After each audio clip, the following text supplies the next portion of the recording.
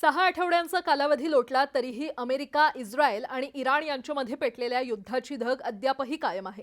या तणावामुळे हॉर्मुझ सामुद्रधुनीतून होणारी खनिज तेलाची वाहतूक पूर्णपणे ठप्प झाली आहे। परिणामी जगभरातील अनेक देशात इंधनांसह नैसर्गिक वायूचा मोठा तुटवडा जाणवू लागलाय। पण या सगळ्यात भारत कुठे उभा आहे? भारतीय जहाजं सुरक्षित आहेत का? आणि याचा तुमच्या खिशावर काय परिणाम होणार? आज आपण सगळे सविस्तर जाणून घेऊयात। गेल्या काही आठवड्यांपासून अमेरिका, इस्रायल आणि इराण यांच्यातील संघर्ष तीव्र झालाय। या तणावाचा थेट परिणाम झालाय हॉर्मुझ सामुद्रधुनीवर। ही सामुद्रधुनी म्हणजे पर्शियन आखाताला अरबी समुद्राशी जोडणारा एक महत्त्वाचा मार्ग।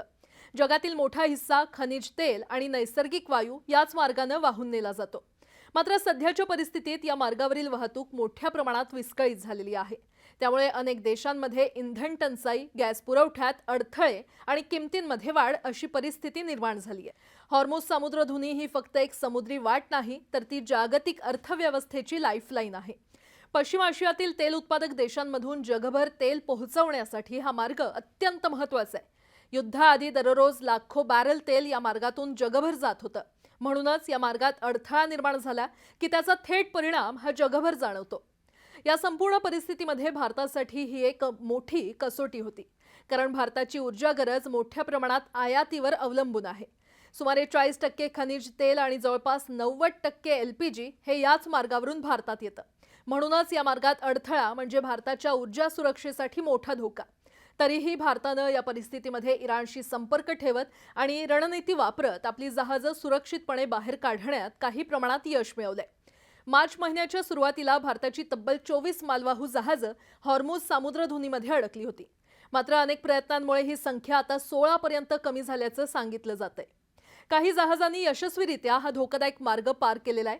ग्रीन आशासारखं जहाज जवळपास 20,000 टन एलपीजी घेऊन सुरक्षितपणे मार्गस्थ झाले। हे दाखवून देतं की परिस्थिती कठीण असली तरी नियंत्रणाबाहेर नाहीये। या संपूर्ण परिस्थितीमध्ये भारतानं 2 महत्त्वाचे निर्णय घेतलेत। पहिला, राजनैतिक मार्ग। इराणशी सतत संवाद ठेवून भारतीय जहाजांसाठी मार्ग खुला ठेवण्यात आला आणि दुसरा म्हणजे सैनिकी तयारी। भारतीय नौदलानं ऑपरेशन ऊर्जा सुरक्षा सुरू केलं, युद्धनौका तैनात केल्या, जहाजांना सुरक्षित मार्गदर्शन केलं आणि रिअल टाइम ट्रॅकिंग ठेवली। यामुळे भारतीय जहाजांना धोकादायक क्षेत्रातून सुरक्षित बाहेर पडता आलं। हॉर्मुझ सामुद्रधुनीवर इराणचं नियंत्रण खूप मजबूत आहे। ही सामुद्रधुनी फक्त 33 किलोमीटर रुंद असल्यामुळे प्रत्येक जहाजाला या भागातूनच जावं लागतं।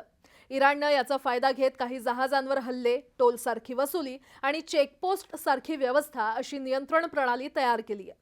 सध्याची परिस्थिती पाहता एक गोष्ट स्पष्ट आहे की तणाव अजूनही कायम आहे। वाहतूक पूर्णपणे सुरळीत नाहीये आणि धोका अजूनही आहे। जर ही परिस्थिती लांबली तर त्याचा थेट परिणाम पेट्रोल डिझेलच्या किमतींवर आणि आपल्या दैनंदिन जीवनावर होणार आहे। भारतानं या कठीण परिस्थितीमध्ये आपली ऊर्जा सुरक्षा मोठ्या प्रमाणात जपली आहे, पण अजूनही काही जहाजं अडकलेली आहेत आणि पुढे काय होईल हे पूर्णपणे जागतिक परिस्थितीवर अवलंबून आहे।